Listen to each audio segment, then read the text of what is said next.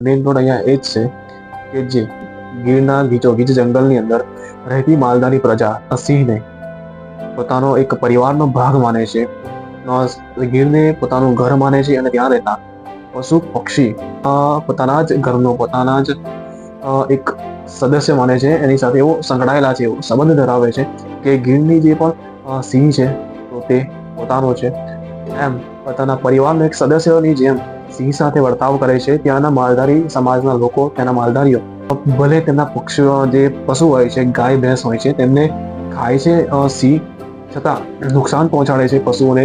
માલધારીના ગાય ભેંસને મારી નાખે છે, તેનો ખોરાક બનાવે છે, તેમ છતાં પણ માલધારી પ્રજા છે તે તેમનાથી ગુસ્સે નહીં, પણ શાસનનો રાજા એ આ સિંહ છે, બીજું કોઈ નથી, તે રીતે તેને માન આપે છે અને તેની સાથે સાથે જ એ ગીરની અંદર રહે છે. પણ થાય છે એવું કે એક એવો દોષ લગાવવામાં આવે છે, એક એવો આરોપ લગાવવામાં આવે છે માલધારી પ્રજાની ઉપર કે માલધારી પ્રજા જ આ સિંહનો શિકાર કરી રહી છે, આ સિંહને મારી રહી છે, સિંહનો શિકાર કરી રહી છે માલધારી પ્રજા જ. કેમ કે તેમના પશુઓને સિંહ ખોરાક બનાવે છે, તે માટે માલધારી પ્રજા એક શત્રુ તરીકે બહાર આવે છે અને શત્રુ તરીકે સિંહ જોડે બદલો લે છે અને સિંહને મોતને ઘાટ ઉતારે છે.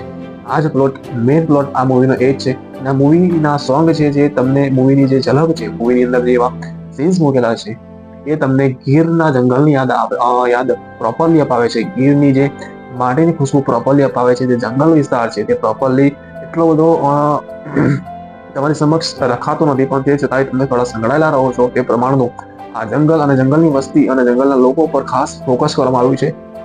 જે સિંહ હોય છે એની ઉપર પણ આ ફોકસ કરવામાં આવ્યું છે કે એક પશુ સાથે કઈ રીતે એમનો લગાવ સાથે ત્યાંના લોકો રહે છે, કોઈ પણ જાતનો નિસ્વાર્થ ભાવ વગર. એક સંબંધ એવો હોય છે કે જે લોહીનો ના હોય, એમ છતાંય એને નિભાવવાનું આપણને મન થાય, આપણે દિલથી એને એ સંબંધને નિભાવવાનું મન થાય. તેની સાથે કાંઈ જ ખોટું નહીં, પણ બસ એની સાથે એનું કોઈ પણ વાતનું આપણને દુઃખ ના થાય એવો કોઈ ના કોઈ સંબંધ હોય છે કે જેનાથી માઠું ના લાગે કે ના એના ગુસ્સાનો આપણી ઉપર કોઈ ખોટો પ્રભાવ પડે. કોઈ સંબંધ એવો હોય છે જે લોહીનો નહીં પણ દિલથી હોય છે. એ સંબંધ વિશે અહીંયા થોડી ઘણી ચર્ચા કરવામાં આવી છે કે ગીરનો રાજા સિંહ છે અને સિંહનું પણ રક્ષણ કરવાની જવાબદારી આપણી છે, કેમ કે એ પણ એક આપણા જ પરિવારનો ભાગ છે. તેનો શિકાર થવું એ યોગ્ય નથી. થોડું વીએફએક્સ અને થોડું એડિટિંગ ઉપર થોડું વધારે ધ્યાન રાખવા જેવું હતું, પણ બજેટ લો છે.